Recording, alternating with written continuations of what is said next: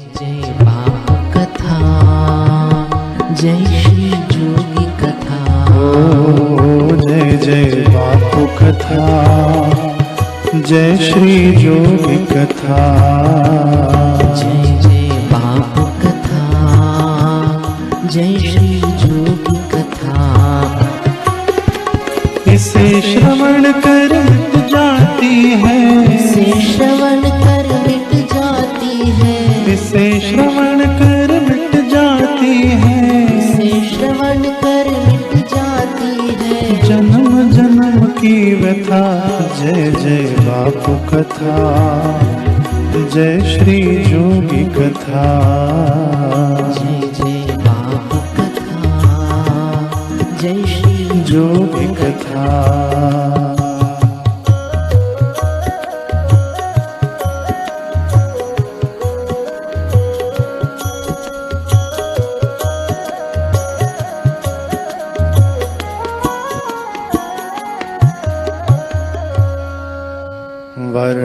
वर्णानामर्थ संघानां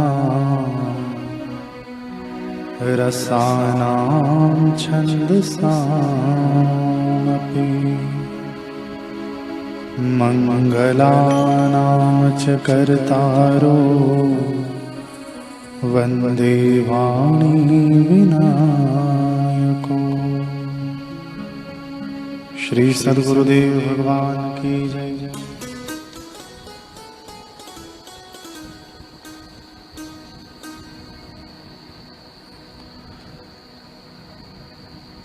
हम चिंतन कर रहे हैं गुरुदेव के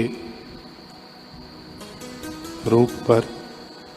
वेद भगवान ने, हमने पिछले सत्र में सुना, वेद भगवान ने गुरु के 6 रूप बताए हैं। पहला रूप मृत्यु रूप। आचार्यो मृत्युर्वरुणः सोम औषधयपय जीमूता आसन्त्य सत्वा नस्तैरिदम स्वराव्रतम। अथर्ववेद कांड 11 सूक्त 7 मंत्र 14। हमने पिछले सत्र में मृत्यु रूप पर चिंतन किया कि गुरुदेव कैसे हमारे समस्त विकारों के लिए, समस्त दोषों के लिए मृत्यु रूप बनकर हमारे जीवन में आते हैं। और तनिक चिंतन हमने वरुण रूप पर भी किया। मृत्यु रूप के बाद देखिए वेद भगवान का ये मंत्र है, जितनी सूक्ष्मता से हम चिंतन करेंगे उतना वेद भगवान के मंत्रों का रहस्य हमारे हृदय में उद्घाटित होगा। वरुण रूप में जल का कोई रूप नहीं होता, रंग नहीं होता। नहीं रूप न लक्षण ही जिसका, नहीं नाम न धाम कहीं जिसका। भोले बाबा इसी को अपने शब्दों में कह रहे हैं। वरुण रूप। जब शिष्य शरीर और मन स्तर के जीवन से ऊपर उठने में अपनी सहमति देता है, तब वह सद्गुरु के दूसरे रूप का दर्शन करता है, वरुण रूप।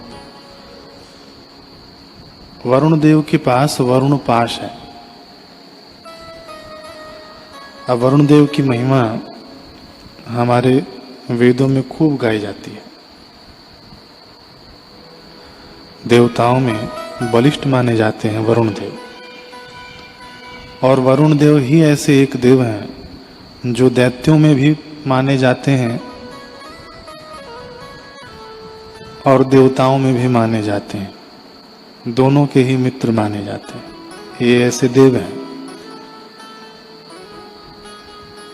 सुरों के भी और असुरों के भी मित्र हैं ये वरुण देव।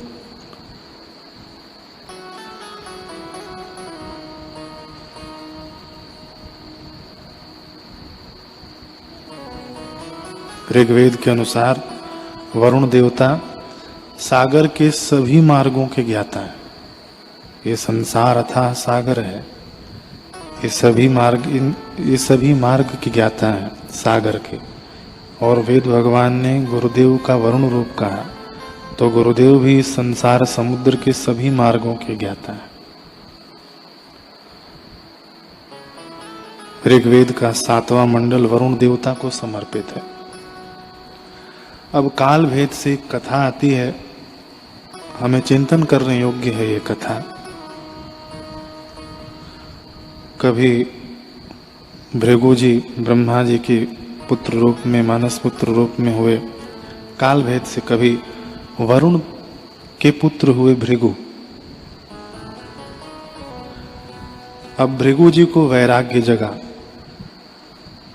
कि मुझे आत्मज्ञान पाना है, कि मेरे पिता आत्मज्ञानी है, वरुण जी आत्मज्ञानी है, तो मुझे भी आत्मज्ञान पाना है।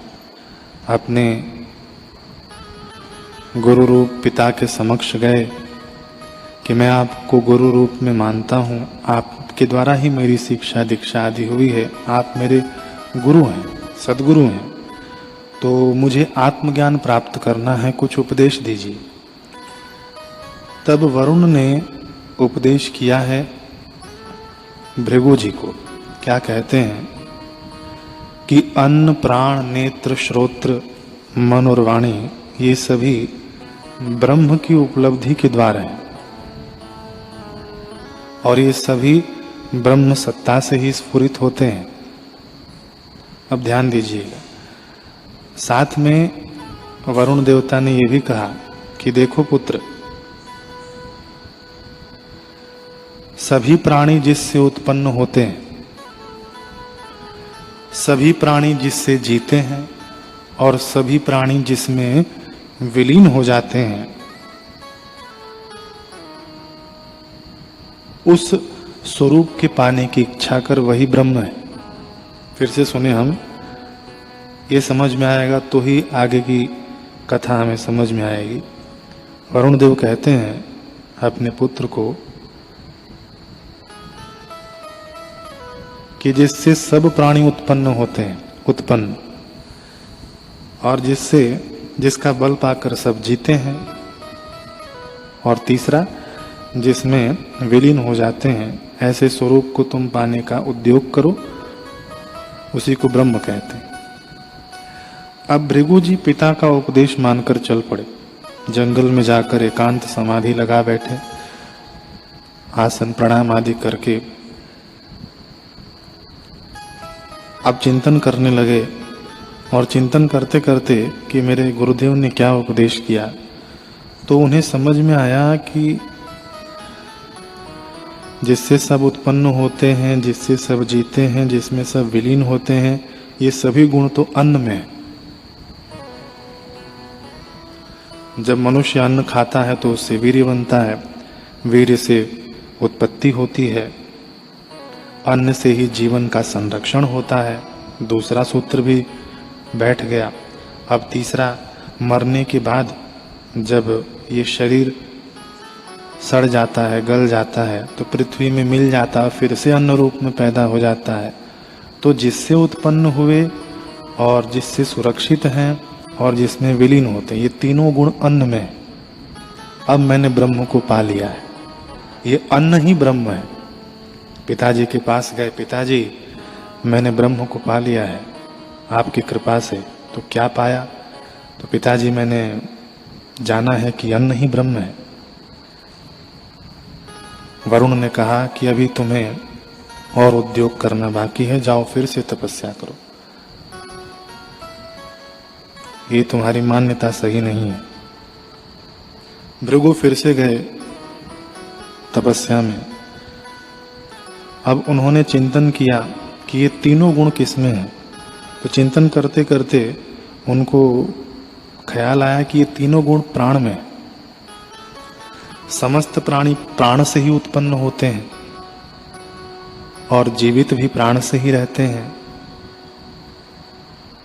और मरने के बाद सब प्राण में ही विलीन हो जाते हैं। तो मतलब ये प्राण ही ब्रह्म है।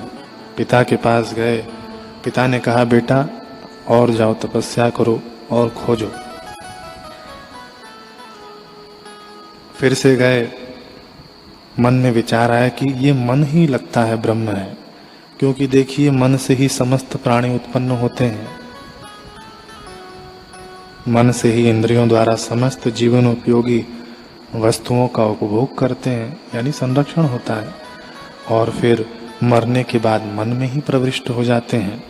ये मन ही ब्रह्म है। अब मैं पक्का पा गया हूं पिताजी, मन ही ब्रह्म है।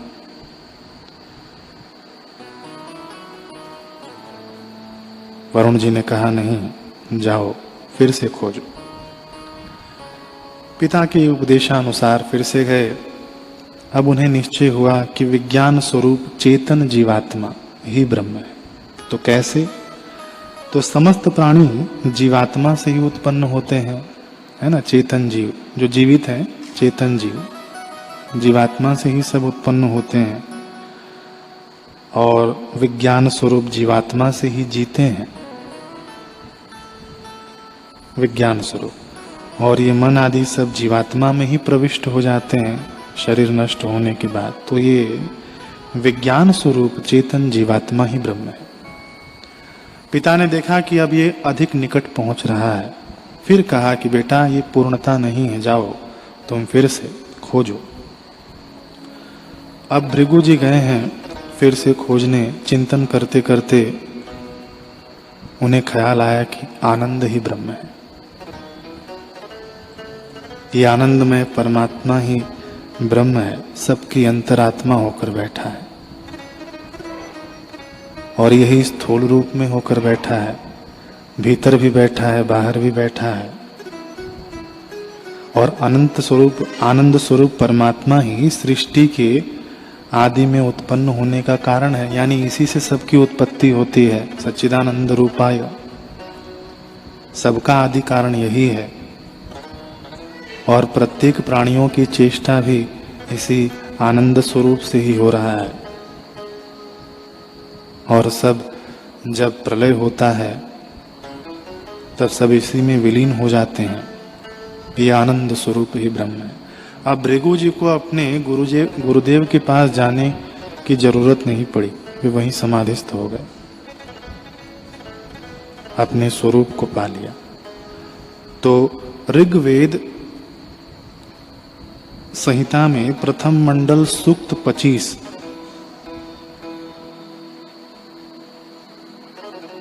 ये वरुण सूक्त कहलाता है। वरुण सूक्त, इसमें शुनहशेप की कहानी आती है। इस कहानी के विस्तार में हम नहीं जाएं, संक्षिप्त में बता दिया जाए तो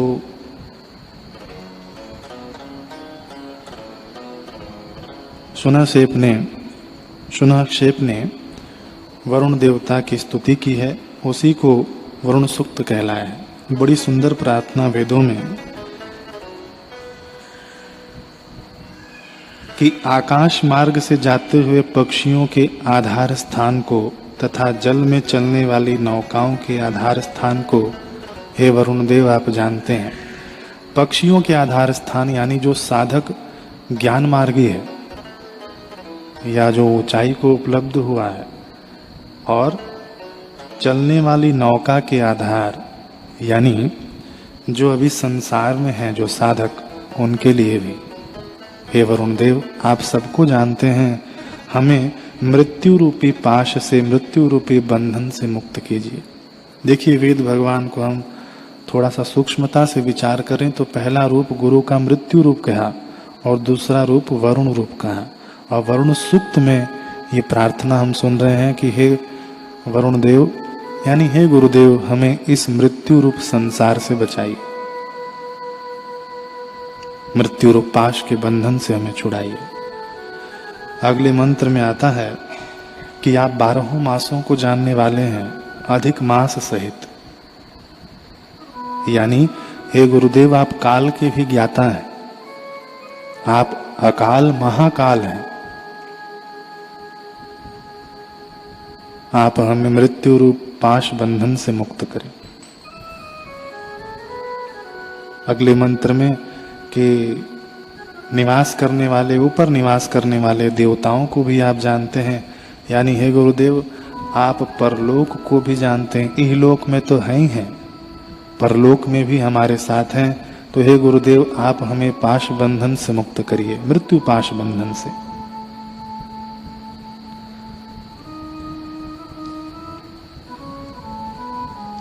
अगले मंत्र में प्रजा पालन आदि कार्यों का नियम स्वीकार किया है, यानी हे गुरुदेव, आप कार्य कारण का नियम स्वीकार करके इस धराधाम पर आए हैं हमारे हित के लिए। जो सूर्य चंद्र आदि देवी प्रजाओं के साम्राज्य सिद्धि के लिए हैं, यानी आत्मराज में हमें प्रतिष्ठित करने के लिए जो आए हैं, हे गुरुदेव, हमें मृत्यु रूप पाश बंधन से मुक्त करें। अगले मंत्र में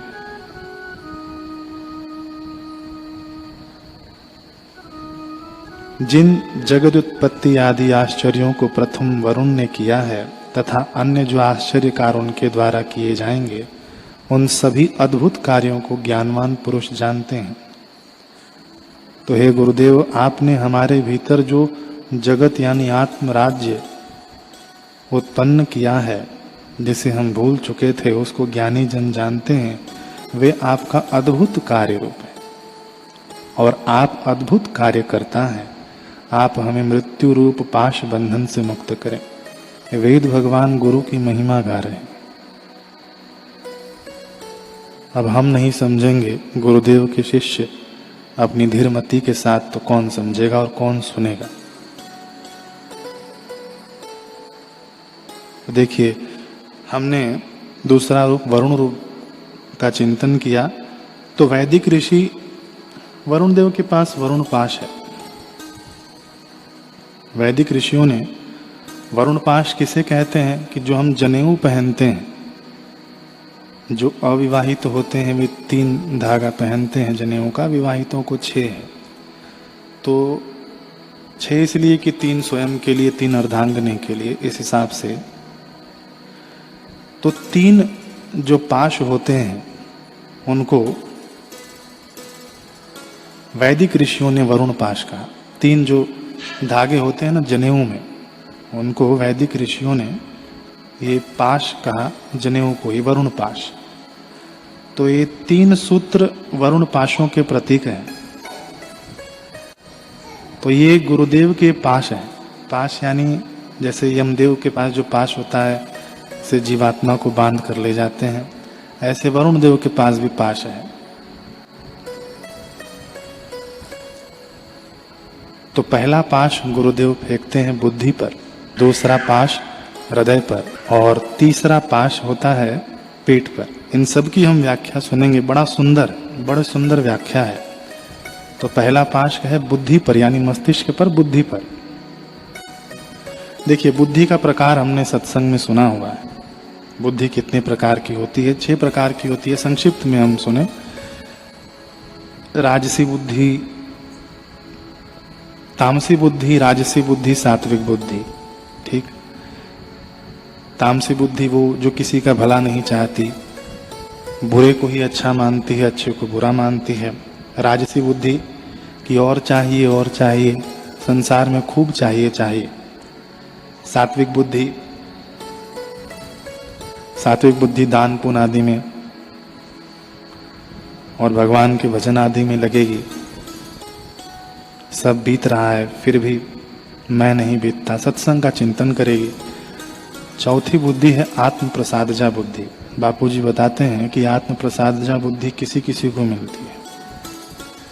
उसका स्वतः ध्यान होने लगेगा, अंतः प्राज्ञा का प्रकाश आने लगेगा, सद्गुरु से और सद्गुरु के वचनों से उसकी आत्मीयता होने लगती है।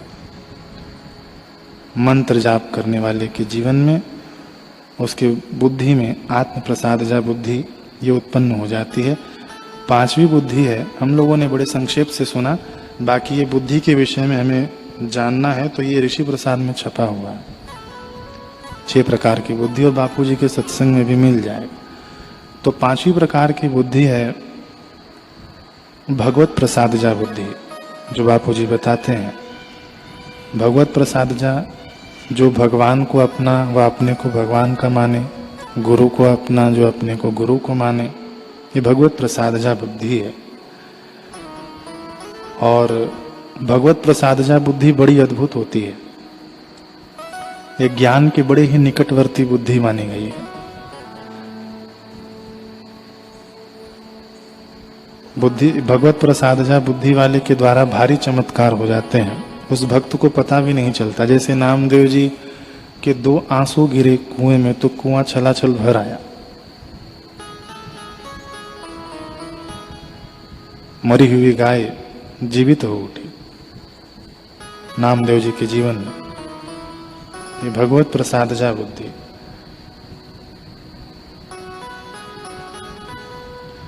तो बापूजी बताते हैं कि जब ये बुद्धि उत्पन्न हो जाए या साधक काल में हमें इन सब चीजों का ध्यान रखना चाहिए कि किसी दूसरे के बर्तन में नहीं खाना चाहिए, बुद्धि दब्बू हो जाती है। किसी से हाथ नहीं मिलाना चाहिए, किसी के बिस्तर पर नहीं बैठना चाहिए, तकिए पर सिर नहीं रखना चाहिए। उनके हल्के स्पंदन अपने में आ जाते हैं और ईश्वर प्राप्ति में ये बाधक बन जाती है। 6वीं प्रकार की बुद्धि है तत्व बुद्धि।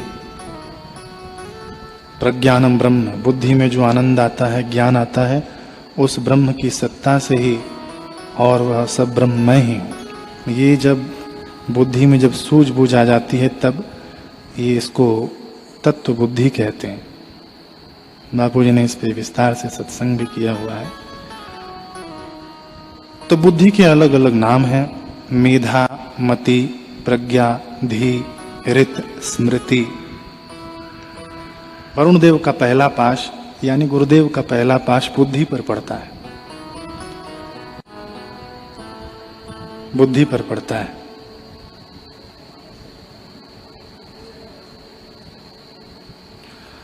रामचरितमानस में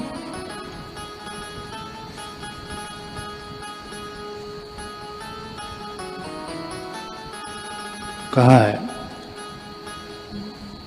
गुरु विवेक सागर जग जाना, जिन्हीं विश्व कर बदन समाना।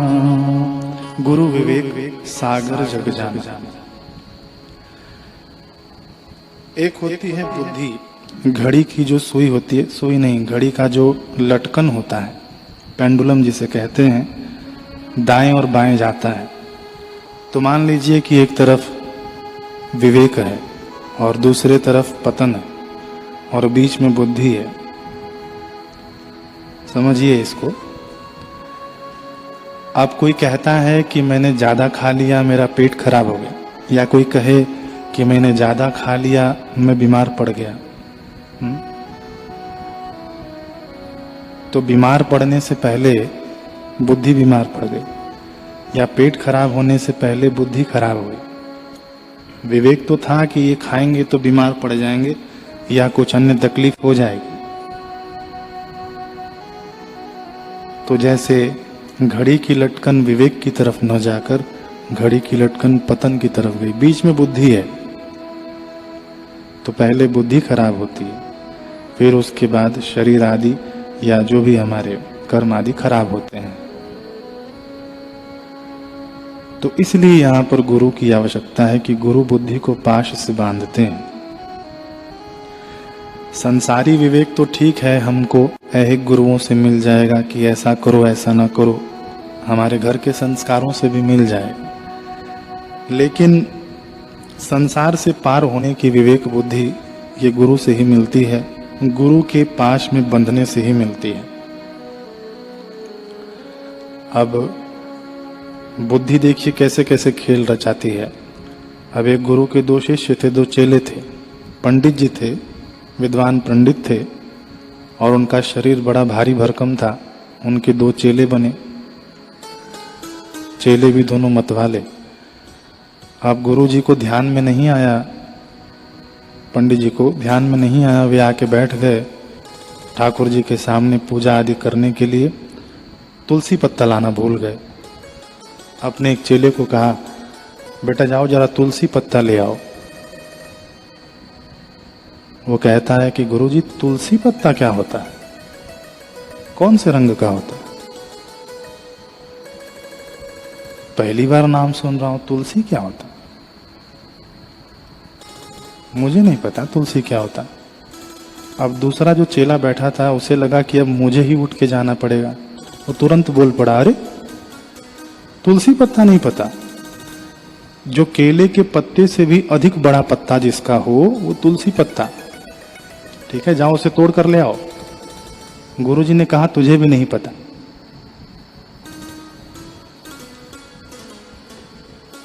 अब पंडित जी ने उन दोनों को बुलाया। बोले मेरी तखत दिख रही है? बोले जिसमें मैं बैठा हूं। बोले हाँ गुरुजी दिख रही है। अब मुझे उठाओ। पंडित जी का शरीर भी बड़ा भारी भरकम। तखत दोनों चेले उठाए। बोले ले चलो बगीचे में। उठा कर ले गए बगीचे में।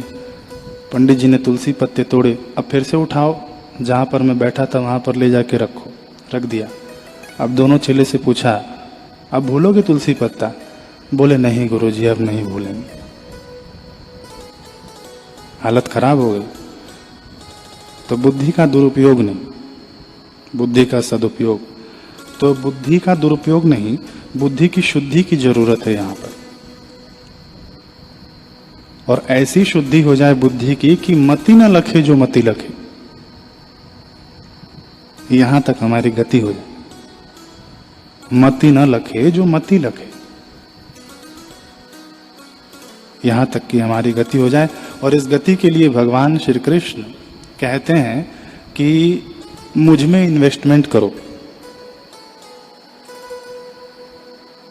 हम लोग करते हैं ना, पैसे रुपए कहीं इधर उधर इन्वेस्ट करते हैं। भगवान श्री कृष्ण कहते हैं कि मुझ में इन्वेस्टमेंट करो। तो क्या चीज का इन्वेस्टमेंट करें? सोने का, चांदी का, रुपए का, पैसे का? क्या चीज का इन्वेस्टमेंट करें? कि मयि बुद्धिम निवेशय, मय्येव मन आधस्त्व मयि बुद्धिम निवेशय। मुझ में अपने बुद्धि का निवेश करो।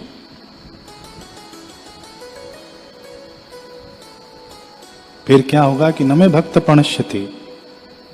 जब तुम ऐसा कर दोगे तो तब तुम्हारा नाश नहीं होगा। ये इन्वेस्टमेंट ऐसा है कि इस जन्म में भी मिलेगा। अगर तुम्हें ज्ञान नहीं हुआ तो अगले जन्म में भी तुम्हें दुगने रूप से मिल जाएगा। न मे भक्त प्रणश्यति। कौन ते प्रति जान ही।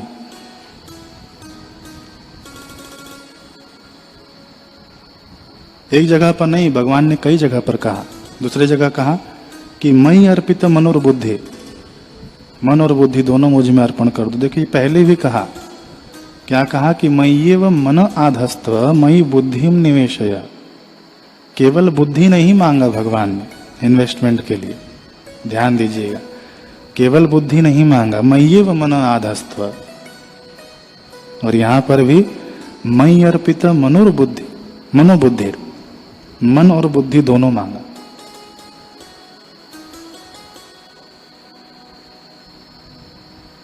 अगर बुद्धि केवल भगवान मांग ले तो बुद्धि भगवान में भी कुछ न कुछ नुक्स खोज निकालेगी। नहीं, मन सहित बुद्धि मांगा। और हनुमान जी के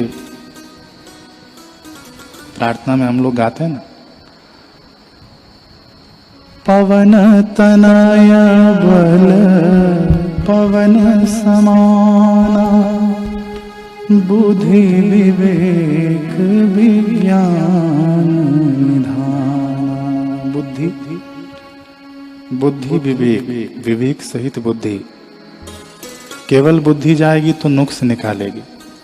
और केवल यदि मन भी गया और बुद्धि नहीं चली तो भी फायदा नहीं। तो मय्येव मन आधस्त्व मयि बुद्धिम निवेशय। मुझ में इन्वेस्टमेंट कर दे अर्जुन, अपनी बुद्धि मुझे अर्पण कर दे। अकेली बुद्धि जाएगी तो आवारा बन जाएगी। और आवारा को, आवारा पशु जो होते हैं उनको नाथा जाए। ऐसे ही गुरुदेव बुद्धि को नाथते हैं। देखिए वेद भगवान 3 पाश, वरुण देव के पहला पाश बुद्धि पर, तो गुरुदेव बुद्धि को नाथते हैं ताकि बुद्धि आवारा ना हो जाए, बुद्धि संसार में न चले जाए। देखिए संसार में बुद्धिमान तो अनेक लोग हैं। हम यहां बैठे हैं तो हमसे कई बुद्धिमान लोग,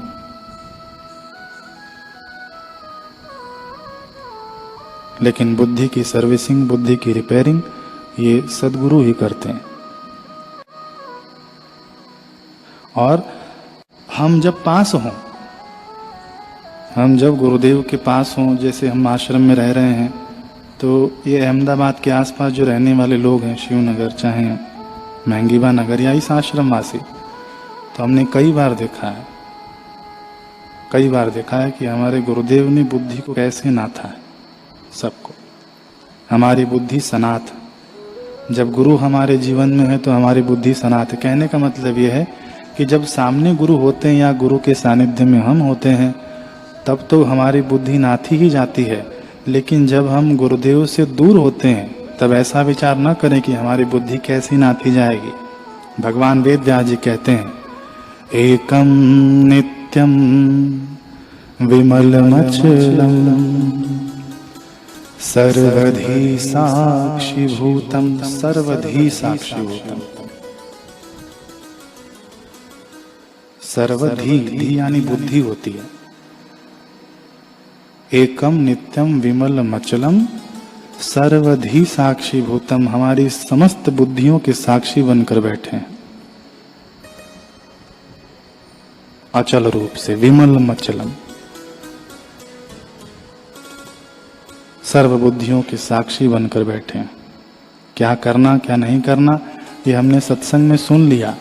जब हमारे समक्ष अकार्य वस्तु यानी न करणीय वस्तु आ जाती है तब गुरुदेव तुरंत हमारी जो धी में विराजमान है वो हमें रोकते हैं, टोकते हैं। तो ये बुद्धि को नाथा गुरु जी ने, प्रथम पाश, वरुण पाश का प्रथम पाश बुद्धि पर। तो हमारी स्मृति से, सत्संग से ये गुरुदेव नाथते हैं हमारी बुद्धि को। और ये केवल अब प्रत्यक्ष रूप से देखा जाए, प्रत्यक्ष रूप से तो गुजरात के महसाणा जिले के लाडोल गांव की कमला बहन पटेल, इनका जो अनुभव सन 1978 से जुड़े हुए हैं, बापूजी का सानिध्य लाभ ले रहे हैं, तो ये बताती हैं कि मैंने जब दीक्षा नहीं लिया था तब मेरी सहेली ने दीक्षा लिया था, मुझे एक पुस्तिका दी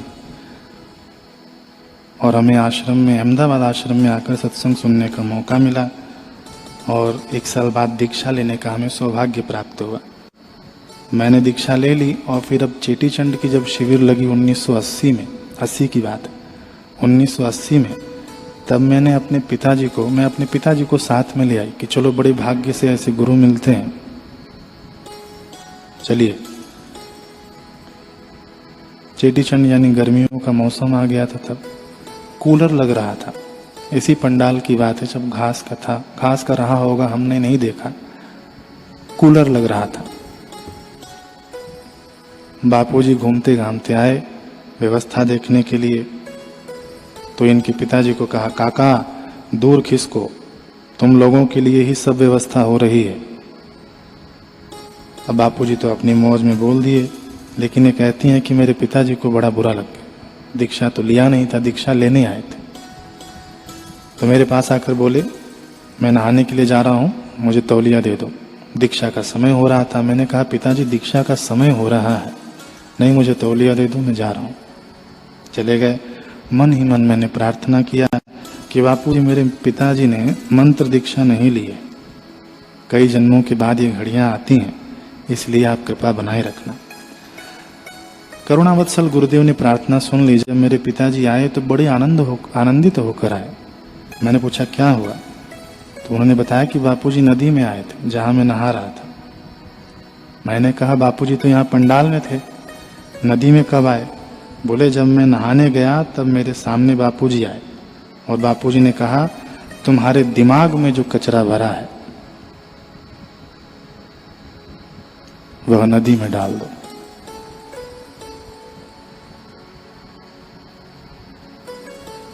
मैंने कहा, बापूजी मुझ पर दया करना, इतना मैंने कहा और बापूजी चले गए। सर्वधि साक्षी होतम, प्रथम पाश बुद्धि के ऊपर। और यही हमने, ये तो कई बार प्रसंग सुना होगा मिश्री बहन का, फिर से हम लोग एक बार मनन कर लें इसका। जब बापूजी डीसा में रहते थे, हम मधुकरी करने गए, बापूजी बताते हैं कि जो पहला फुलका निकला तो वहां से भगा दिया गया। कि इतना हट्टा कट्टा लाल टमाटर जैसा गाल, पहली रोटी उतारी नहीं कि भीख मांगने चले आए नारायण हरि। ऐसे करके बापूजी फिर जो दूसरे द्वार पर गए वो मिश्री बहन का द्वार था। वो बताती हैं कि मैंने उस दिन खीर पूड़ी बनाई थी, मैंने बापूजी को दिया। बापूजी ने पूछा क्या नाम है बेटी, बताया नाम। अच्छा तो लीलाशाह जी बापू के आश्रम में रोज सत्संग होता है तो आती है? नहीं महाराज मैं नहीं आती, जाया करना। अब बापूजी के इन वचनों का ऐसा रंग लगा कि बताती हैं कि जो मैं सुबह 8 बजे तक काम अपना पूरा करती, दूसरे दिन मैंने 6 बजे ही निपटा दिया सब, और सत्संग में 15 मिनट पहले ही पहुंच गई। और जब वहां पहुंच गई तो क्या अद्भुत माहौल था, जैसे शिव जी कैलाश पर्वत पर विराजमान होते हैं, बापूजी ऐसे ही बैठे थे। और जो साधक गण सामने बैठे थे वो बापूजी को देखते देखते ध्यानस्थ हो रहे थे। फिर क्या सत्संग शुरू हुआ। पहले बापूजी वेदांत पर ही सत्संग करते थे, हमने पुराने कैसेटों में सुना। योग वशिष्ठ पढ़ा जा रहा था और बापूजी उस पर व्याख्या कर रहे थे, तो इनको सुनने का बड़ा चस्का लग गया मिश्री बहन को। जब तक सुनती नहीं है बताती हैं कि फिर मुझे नींद नहीं आती। लेकिन वर्ष भर में कभी बापूजी 1 महीने के लिए हिमालय चले जाते, तब बताती हैं कि मुझे बड़ा रोना आता था। अब मुझे योग वशिष्ठ कौन सुनाएगा। बापूजी जब वापस आए तो मैंने एक दिन प्रार्थना रखी कि बापूजी आप जब चले जाते हैं तो मुझे योग वशिष्ठ सुनने को नहीं मिलता है, और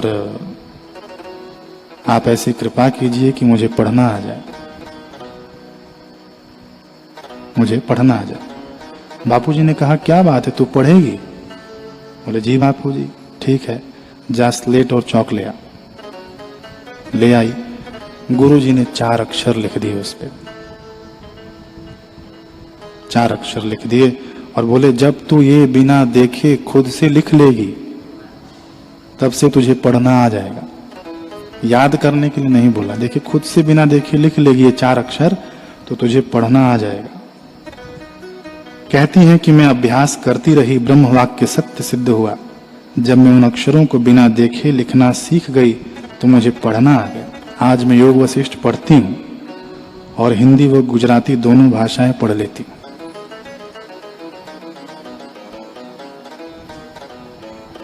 बुद्धिमताम वरिष्ठम, ये बुद्धिमताम वरिष्ठम। देखिए, और उनसे पूछा गया मिश्री बहन से कि वो 4 अक्षर कौन से थे जो बापूजी ने दिए, तो उन्होंने बताया कि वे अक्षर अ आ ई ई, ये जो हम लोग वर्णमाला का पढ़ते हैं ना, उसमें से कोई भी अक्षर नहीं था। और जब मैं पढ़ना सीख गई तो वे अक्षर भूल गई। जैसे शिव जी द्वारा प्राप्त 14 सूत्रों से पाणिनि मुनि ने संस्कृत का व्याकरण रच दिया, ठीक वैसे ही बापूजी ने 4 अक्षरों से पूरी वर्णमाला मुझे सिखा दी। और मैं एक अनपढ़ आज श्री योग वशिष्ठ महारामायण जैसे वेदांत का गूढ़ रहस्य पढ़कर समझ जाती हूं।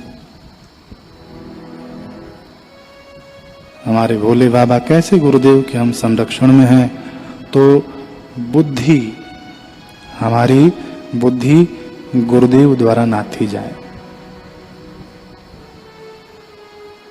श्री आशा रामायण जी की कुछ पंक्तियां गुनगुनाकर पूर्णाहुति करेंगे। अगले सत्र में भी हम आगे का चिंतन मनन करेंगे।